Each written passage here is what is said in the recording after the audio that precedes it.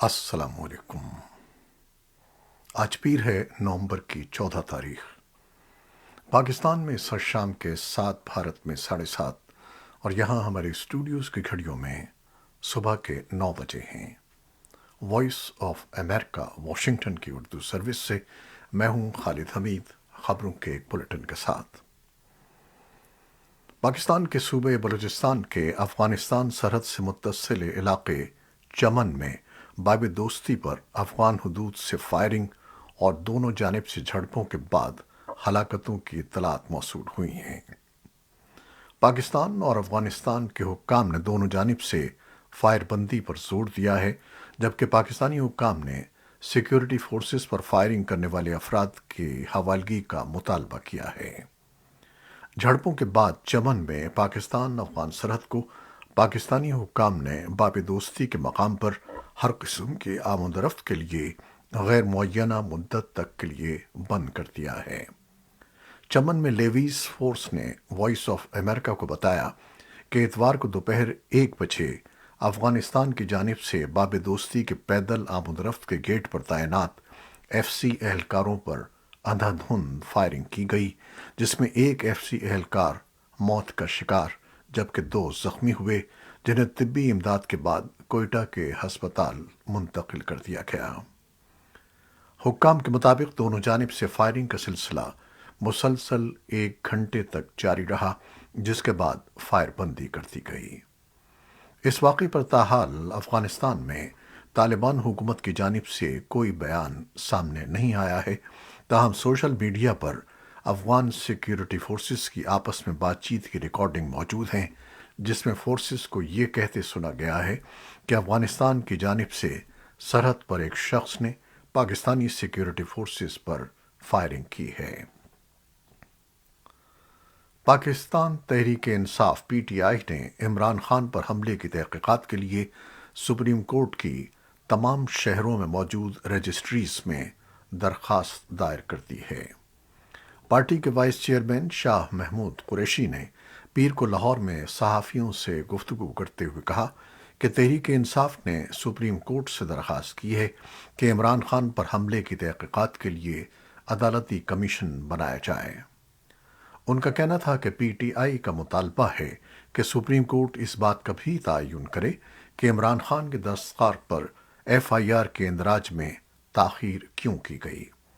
ان کا کہنا تھا کہ پی ٹی آئی نے چیف جسٹس سے یہ بھی استدعا کی ہے کہ سینیٹر اعظم سواتی کی مبینہ ویڈیو اور صحافی ارشد شریف کے قتل کی بھی جوڈیشل انکوائری کرائی جائے۔ برطانوی اخبار فائنینشل ٹائمز کو ایک انٹرویو میں عمران خان نے الزام عائد کیا ہے کہ امریکہ کا پاکستان سے رویہ غلاموں والا ہوتا ہے، البتہ وہ اس کے لیے امریکہ کو مورد الزام نہیں سمجھتے۔ اس کی امریکہ سے زیادہ پاکستان کی حکومتیں ذمہ دار رہی ہیں۔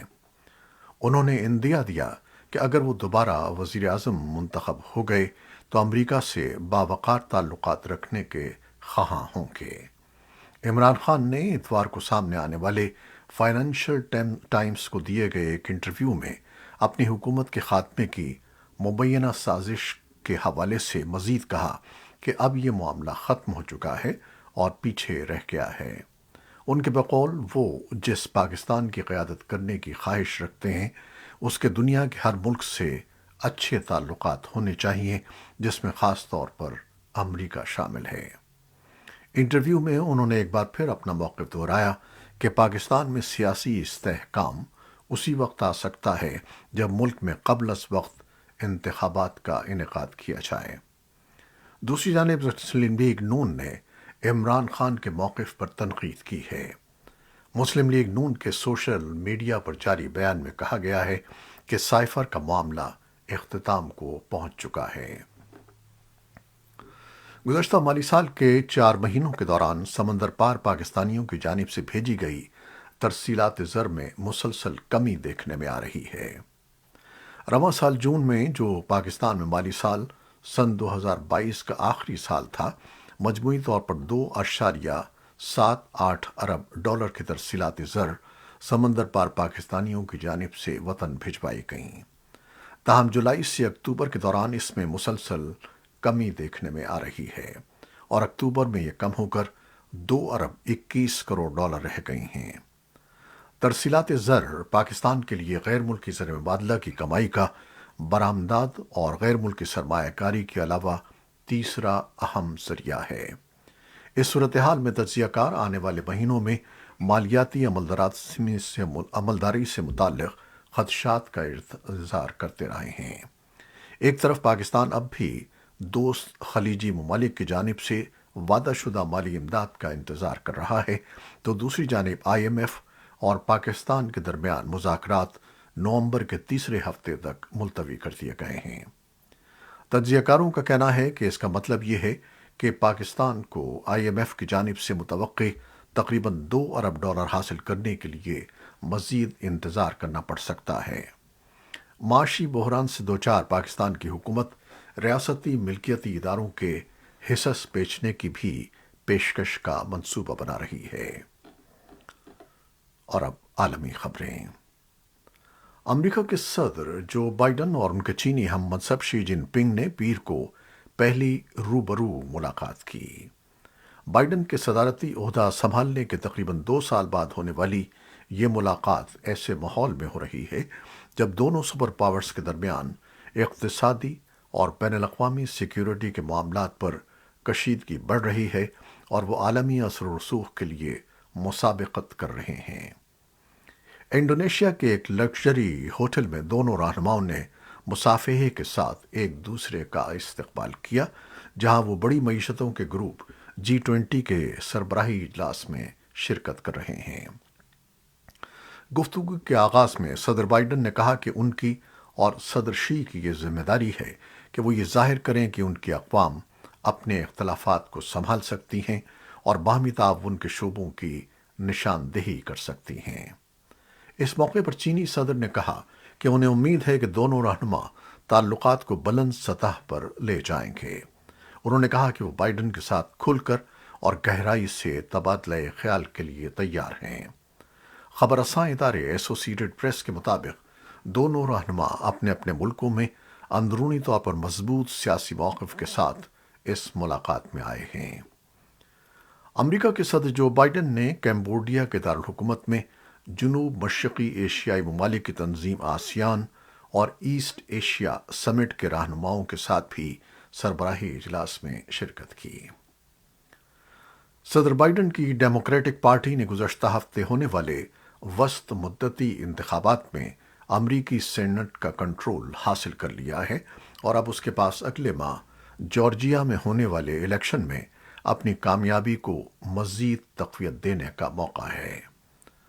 دوسری طرف چین کی کمیونسٹ پارٹی کی قومی کانگریس نے صدر شی جن پنگ کو گزشتہ ماہ تیسری ریکارڈ 5 سالہ مدت کے لیے رہنما منتخب کر لیا ہے۔ ملاقات سے قبل صدر جو بائیڈن نے کہا تھا کہ سینٹ میں ڈیموکریٹس کے کنٹرول حاصل کرنے سے ان کو چین کے صدر شی جن پنگ کے ساتھ بات چیت میں مزید تقویت ملے گی۔ برطانیہ اور فرانس کی فورسز نے کے درمیان انگلش چینل عبور کر کے انگلستان جانے والے تارکین وطن کے سلسلے کو روکنے کے لیے مل کر کام کرنے کا معاہدہ طے پا گیا ہے، جس کے تحت برطانیہ سیکیورٹی کو مضبوط بنانے کے لیے فرانس کو $75 ملین ادا کرے گا، جو تارکین وطن اور پناہ کے متلاشیوں کو فرانس سے چھوٹے جہازوں پر خطرناک آبی گزرگاہ پر جانے سے روکے گا۔ پیرس میں فرانسیسی وزیر داخلہ اور برطانوی وزیر داخلہ نے اس معاہدے پر دستخط کیے۔ ترکی کے وزیر داخلہ نے کہا ہے کہ پولیس نے ایک مشتبہ شخص کو گرفتار کیا ہے جس کے بارے میں خیال ہے کہ اس نے وہ بم نصب کیا تھا جو استنبول میں پیدل چلنے والوں کے ایک مصروف مقام پر پھٹ گیا۔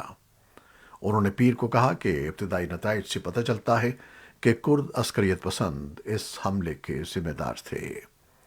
ایسوسیٹڈ پریس کے مطابق استقلال ایونیو پر اتوار کو ہونے والے دھماکے میں 6 افراد ہلاک اور درجنوں زخمی ہو گئے۔ وزیر داخلہ سلیمان سولو نے کہا کہ 21 دوسرے لوگوں کو پوچھ گچھ کے لیے حراست میں لے لیا گیا ہے۔ ایران کے سرکاری میڈیا نے ملک میں جاری مسلسل بد امنی کے دوران اتوار کو کہا کہ ایران کی انقلابی عدالت نے حکومت مخالف مظاہرین میں سے ایک کو موت کی سزا دی ہے اور 5 دوسروں کو جیل کی سزا سنائی ہے۔ ایران کی عدلیہ سے منسلک نیوز ویب سائٹ میزان کا کہنا ہے کہ احتجاج کرنے والے شخص کو ایک سرکاری عمارت کو آگ لگانے کے الزام میں سزائے موت سنائی گئی۔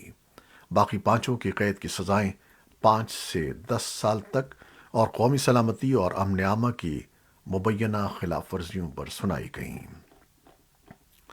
یوکرین کے صدر ولادیمیر زیلنسکی نے روسی افواج پر جنوبی علاقے خیرسن میں مظالم کے ارتکاب کا الزام عائد کیا ہے، جہاں سے اب اس کی افواج جزوی طور پر انخلا کر چکی ہیں۔